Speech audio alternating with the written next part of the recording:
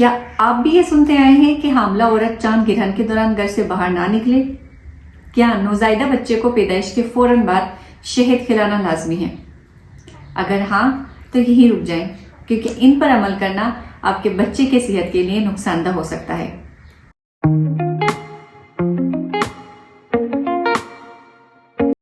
अस्सलाम वालेकुम, I am doctor Rabia और आज की वीडियो में हम डिस्कस करने जा रहे हैं हमारी सोसाइटी में पाई जाने वाली कुछ ऐसी गलतफहमियां जिन पर अमल करना आप और आपके बच्चे की सेहत के लिए नुकसानदेह हो सकता है।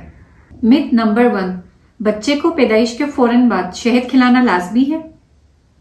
हकीकत में यह खतरनाक साबित हो सकता है, क्योंकि शहद के अंदर एक खास किस्म का बैक्टीरिया जिसको कोलेस्ट्रीडियम बोटुलिनम कहते हैं, इसके जरासीम या इसके जर्रात मौजूद होते हैं।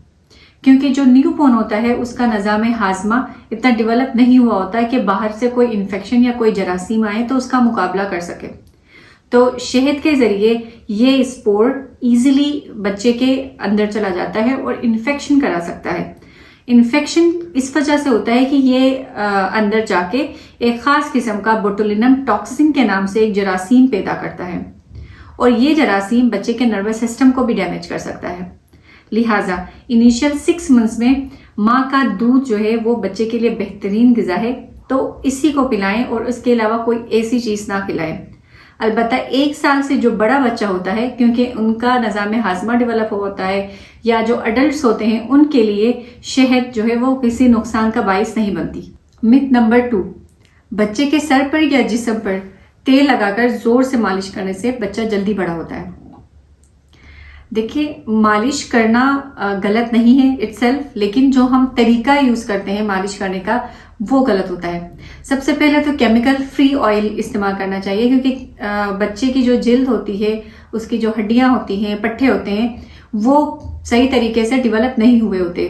तो बहुत सारे न्यू बोन्स में केमिकल ऑयल जो है वो स्किन एलर्जी करवाते हैं।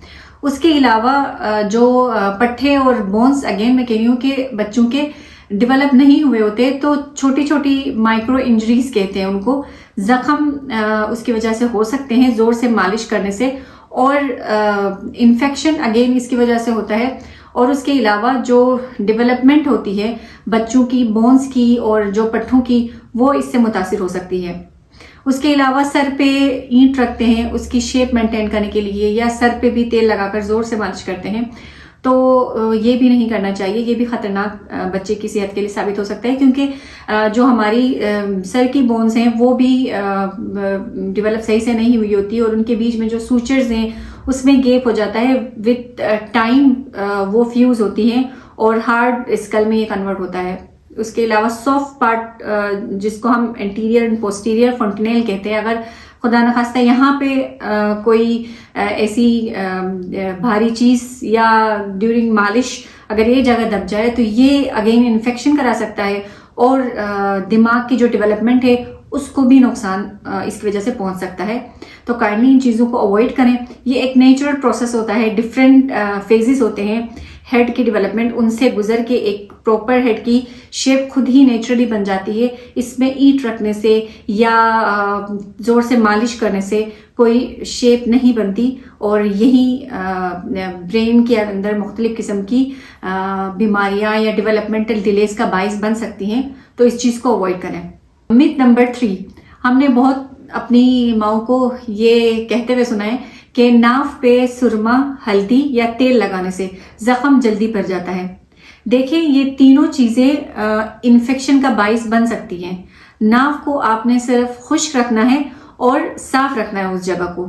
इस तरह की कोई चीज अप्लाई नहीं करनी है जिससे इन्फेक्शन और बढ़ जाए। अगर आपको खदशा होता है कि नाफ की जगह इन्फेक्शन हुआ है या वहां पे कोई पस निकलती है, बच्चे का मुआयना करवाएं, ना कि घर पे घरेलू टोटके इस्तेमाल करके उस चीज को और खराब करें। एक और मिथ होती है हमारी सोसाइटी में कि बार बार सर मुड़वाने से बाल घने और मजबूत आते हैं। देखिए, ये एक इल्यूजन है, ऐसा कुछ भी नहीं होता। जो हमारे हेयर फॉलिकल्स होते हैं, जहां से बालों की ग्रोथ होती है, वो हमारी स्किन के अंदर मौजूद होते हैं, और बाहर से हम जितना भी हेड शेव करवाएं, क्योंकि फॉलिकल्स स्किन के अंदर होते हैं, उन पे कोई असर नहीं पड़ता, तो कोई उनसे हमारी बालों की ग्रोथ ज़्यादा नहीं होती या बाल घने नहीं होते। बस एक इल्यूजन इसलिए मैं कह रही हूँ क्योंकि जब आप सर मुंडवाते हैं तो उसके बाद जो बाल निकलते हैं वो बिल्कुल सख्त और स्ट्रेट निकलते हैं, बिल्कुल सीधे निकलते हैं। तो हमें देख के ऐसा लगता है कि बाल घने निकलते हैं, लेकिन हकीकत में जो ह्यूमन जेनेटिक्स है और जो बच्चे की खुराक है ये मेन रोल प्ले करती हैं बच्चे की हेयर ग्रोथ कैसे होनी है।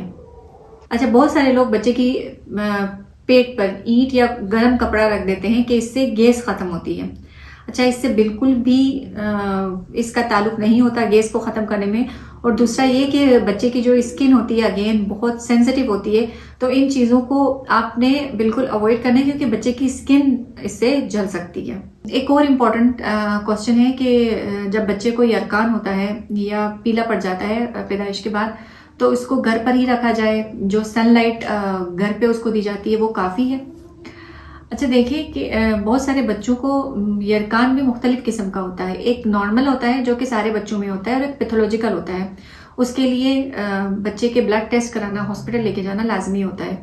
बहुत सारे बच्चे घर पर ही सनलाइट पे रखने से ठीक हो जाते हैं, लेकिन जो घर पे सनलाइट मिलती है उसका और जो हॉस्पिटल के अंदर फोटोथेरेपी जिसको हम कहते हैं, मशीन में रख के बच्चे को जो लाइट दी जाती है उसमें फ़र्क होता है। जो इंटेंसिटी नॉर्मल लाइट में होती है या उसकी स्पेसिफिक कुछ वेवलेंथ्स होती हैं जो उसकी ट्रीटमेंट के लिए चाहिए होते हैं, वो सिर्फ हॉस्पिटल का जो फोटोथेरेपी मशीन होती है उसी में मौजूद होती है। घर के अंदर जो या वैसे नॉर्मल लाइट होती है उसके अंदर ये चीज़ें मौजूद नहीं होती। तो काइंडली अगर बच्चा के अंदर पीलापन नहीं जा रहा तो आपने लाजमी डॉक्टर को दिखाना है ताकि इसके ब्लड टेस्ट हो सकें और उसकी बुनियाद पर उसको फोटोथेरेपी मिले। अगर आप इस चीज़ को डिले करते हैं तो उसकी वजह से अगेन ये बच्चे के दिमाग को मुतासिर कर सकता है, जिसको हम एक कंडीशन होती है जिसको कर्नेक्टरस कहते हैं।